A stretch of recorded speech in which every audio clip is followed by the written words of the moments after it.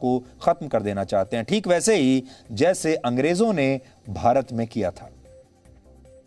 अंग्रेजों के आने से पहले भारत की शिक्षा व्यवस्था मोटे तौर पर हिंदुओं की शिक्षा प्रणाली पर आधारित थी। और हिंदुओं में, यहां हिंदुओं के धर्म की बात नहीं कर रहा, मैं पद्धति की बात कर रहा हूं। अंग्रेजों ने इस शिक्षा व्यवस्था को बर्बाद करने की जिम्मेदारी अंग्रेज अधिकारी मैकॉले को दी थी। ये एक अंग्रेज अधिकारी था और इस अधिकारी ने अपनी एक योजना के तहत काम करना शुरू किया। इसके तहत देश भर में मिशनरी स्कूलों की स्थापना की गई, जिनमें अंग्रेजी में पढ़ाई होती थी। इनमें पढ़ाने वाले ईसाई शिक्षक हुआ करते थे, क्रिश्चियन हुआ करते थे। बच्चों को पश्चिमी सभ्यता के इतिहास, उसकी अच्छाइयों और उनके इतिहास के बारे में पढ़ाया जाता था। अंग्रेजों का यह प्रयोग इतना सफल रहा कि वर्ष 1836 में मैकॉले ने अपने पिता को एक चिट्ठी लिखी, जिसमें उन्होंने लिखा कि हमारे स्कूल्स बहुत तेजी से आगे बढ़ रहे हैं। इन स्कूलों में पढ़ने वाला कोई भी हिंदू अपनी संस्कृति से अब जुड़ा नहीं रहेगा, और अगर सब ठीक चलता रहा तो अगले 30 वर्षों में अंग्रेजी में पढ़ने वाला एक भी हिंदू ऐसा नहीं होगा जो मूर्ति पूजा पर विश्वास करे या अपने धर्म को सही माने। अंग्रेजों के निशाने पर ऊंची जाति के हिंदू थे। उन्हें स्कूलों में पढ़ाया गया कि ये विश्वास दिलाया गया कि निचली जातियों की खराब स्थिति के लिए वही जिम्मेदार हैं, और निचली जाति के लोगों को भी यही बताया गया ताकि इन दोनों में मतभेद पैदा हो जाए।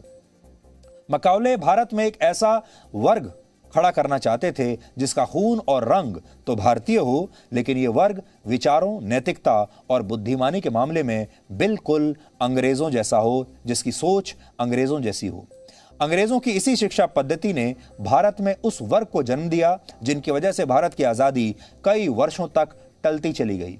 इसी वर्ग में वो लोग शामिल थे जो भारत के आजाद होने से पहले ही सत्ता पाने का सपना देखने लगे, और इसके बाद जब भारत आजाद हुआ भी तो अंग्रेजी में सोचने, लिखने और पढ़ने वालों ने ही भारत पर कब्जा किया।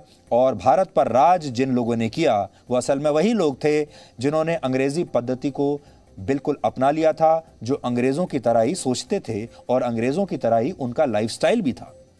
आजादी के बाद जिन लोगों ने सरकार चलाई, उन्होंने भी स्कूल कॉलेजों में छात्रों को, बच्चों को वही पढ़ाया जो उनके राजनीतिक एजेंडे को सूट करता था। इतिहास की किताबों से भारत के स्वर्णिम इतिहास को धीरे धीरे गायब कर दिया गया। अशोका द ग्रेट की जगह अकबर द ग्रेट ने ले ली। दारा शिकोह की जगह औरंगजेब का इतिहास पढ़ाया जाने लगा। वैदिक फिलॉसफी की जगह विलायती फिलॉसफी ने धीरे धीरे लेना शुरू कर दिया। आजादी के बाद दरबारी इतिहासकारों की एक पूरी फौज खड़ी कर दी गई, जिन्होंने भारत को गुलाम बनाकर रखने वाले अंग्रेजों और मुगलों को बहुत ग्लैमराइज करके देश के बच्चों के सामने पेश किया, देश के मीडिया के सामने पेश किया। आज इस देश का दुर्भाग्य है कि भारत के शहीदों के साथ साथ लोगों का खून बहाने वाले अंग्रेजों और मुगलों की याद में बनाई गई सड़कें और स्मारक आज भी हमारे देश में मौजूद हैं। सोचिए, सब देखकर देश के लिए बलिदान देने वाले हमारे वीरों और वीरांगनाओं की आत्मा आज भी कितनी दुखी होती होगी। इतिहास की उन्हीं किताबों में अंग्रेजों को भारत का भाग्य विधाता बताया गया।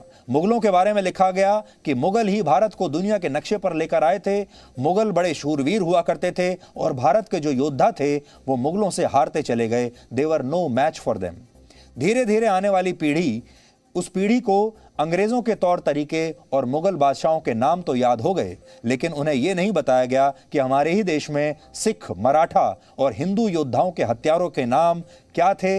हमारे अपने देश के योद्धाओं की हत्याएं, निर्मम हत्याएं किसने की थी, और हमारे अपने देश के जो वीर थे, जो वीर योद्धा थे, उनके नाम क्या थे। उनकी कहानियां धीरे धीरे धीरे गायब होने लगी। इन हत्यारों के नाम बहुत चालाकी से छिपा लिए गए। उदाहरण के लिए आप में से बहुत कम लोगों को यह पता होगा कि वर्ष 1606 में सिख धर्म के 5वें गुरु अर्जन देव सिंह जी की हत्या मुगल बादशाह जहांगीर के इशारे पर की गई थी। जहांगीर वो क्रूर शासक था जिसे हमारे देश के दरबारी इतिहासकारों ने बहुत धर्मनिरपेक्ष और दूसरे धर्मों का सम्मान करने वाला शासक बताना शुरू कर दिया था। लेकिन आज हमारे देश के बड़े बड़े सेलिब्रिटीज अपनी फिल्मों के प्रमोशन के दौरान गुरुद्वारों में जाकर मत्था टेकते हैं, अपनी फोटो खिंचवाते हैं, लेकिन अपने बच्चों का ही नाम सिखों के गुरु का कत्ल कर देने वाले बादशाह के नाम पर रख देते हैं। जहांगीर आजकल हमारे देश में बड़ा फैशनेबल नाम बन चुका है और हमारे देश के लोगों ने भी इसे खुशी खुशी स्वीकार कर लिया है। यह बहुत ही फैशनेबल नेम है। तो सोचिए, आज हमारे देश में इतना बड़ा बदलाव आ गया है कि लोगों ने अपने बच्चों का नाम जहांगीर रखना शुरू कर दिया है और भारत में किसी को कोई समस्या नहीं है। गला काटने वालों को नायक बताने की परंपरा से लेकर जन्मदिन पर केक काटने तक की परंपरा हमें अंग्रेज हमारे दिमाग में भर कर गए हैं और इसका बहिष्कार करने की बजाय हमने अंग्रेजी में ही अंग्रेजों को थैंक यू सर कहना शुरू कर दिया और फिर धीरे धीरे हमारी हर सुबह की शुरुआत गुड मॉर्निंग से होती है और हर दिन का अंत गुड नाइट से होता है। और किसी को भी अगर हमें धन्यवाद देना होता है तो अब हम थैंक यू कहकर धन्यवाद देते हैं। आपको पता भी नहीं चला कि धीरे धीरे अंग्रेजों ने कैसे आप सब का ब्रेन वॉश कर दिया और आज आप सब अंग्रेजों की तरह जीना चाहते हैं, अंग्रेजों की तरह दिखना चाहते हैं, अंग्रेजों की तरह आप अपना लाइफस्टाइल रखना चाहते हैं। और अगर आप ऐसा नहीं कर पाते तो आपको लगता है कि आपके जीवन में कोई बहुत बड़ी कमी है। स्कूल में एडमिशन पाने से लेकर कॉलेज में एडमिशन पाने तक, उसके बाद नौकरी पाने तक और उसके बाद आपके दफ्तर में आपको किस हद तक स्वीकार किया जाएगा, सब इस बात पर निर्भर करता है कि आप अंग्रेज़ों की तरह दिखते हैं या नहीं। क्या आप अंग्रेज़ों की तरह फर्राटेदार अंग्रेज़ी बोल सकते हैं या नहीं? क्या आप अंग्रेज़ी में सोच सकते हैं या नहीं? क्या आप अंग्रेज़ों जैसा खाना खा सकते हैं या नहीं?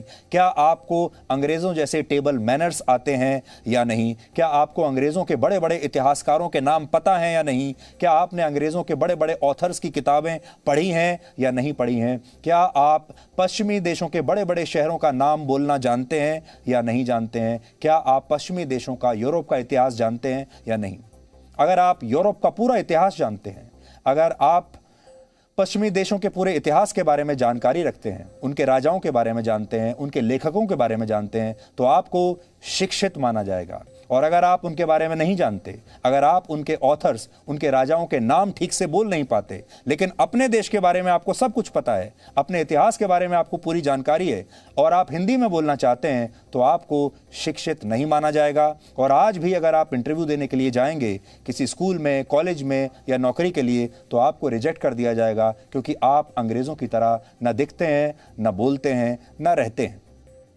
भारत की शिक्षा व्यवस्था को बदलकर अंग्रेज भारत में 4 स्तंभों पर टिका हुआ एक ऐसा इकोसिस्टम खड़ा करके चले गए जो भारत की समस्याओं की सबसे बड़ी जड़ बन गया। इसमें पहला स्तंभ है हमारे देश में दरबारी इतिहासकारों का, जिन्होंने इतिहास को इस तरह पेश किया ताकि ये देश कभी भी एक ना हो पाए। दूसरा स्तंभ है स्कूल और कॉलेजों में पढ़ाई जाने वाली टेक्स्ट बुक्स का, उनके सिलेबस का। इनके जरिए भी देश की पीढ़ियों के मन में दरबारी राजनीति को पसंद आने वाले विचार लगातार डाले गए और उनका ब्रेन वॉश किया गया। इसीलिए हमारे देश में पूरी की पूरी जनरेशन ऐसी पैदा हुई जो अंग्रेजों की तरह ही सोचने लगी। तीसरा स्तंभ दरबारी पत्रकारों का है, जिन्होंने देश को खतरा पहुंचाने वाली विचारधारा के लिए अपनी पत्रकारिता को नीलाम कर दिया और ये सारी सच्चाई को, सारी खबरों को, सारी इतिहास को लगभग 70 वर्षों तक आप तक पहुंचने नहीं दिया। हमारे देश के ये वो पत्रकार थे जो सरकार को खुश करने के लिए, पुरस्कार पाने के लिए, पैसा कमाने के लिए और अपने फायदे के लिए इन्होंने जो सही जानकारी थी वो आप तक पहुंचने नहीं दी। हमारे देश का मीडिया खुद एक दीवार बनकर खड़ा हो गया और आज आपने देखा होगा कि बहुत सारे लोग आज के मीडिया पर, हम जैसे न्यूज़ चैनल्स पर आरोप लगाते हैं कि हम लोग सरकार से सवाल नहीं पूछते। आरोप लगाया जाता है कि एक पूरा के पूरा वर्ग ऐसा आ गया है जिसको गोदी मीडिया कहा जाता है, लेकिन असल में यकीन मानिए गोदी मीडिया की शुरुआत तो 1947 में हुई थी और ये लगभग जो गोदी मीडिया का इतिहास है ये सब कुछ लगभग 70 वर्षों तक चला।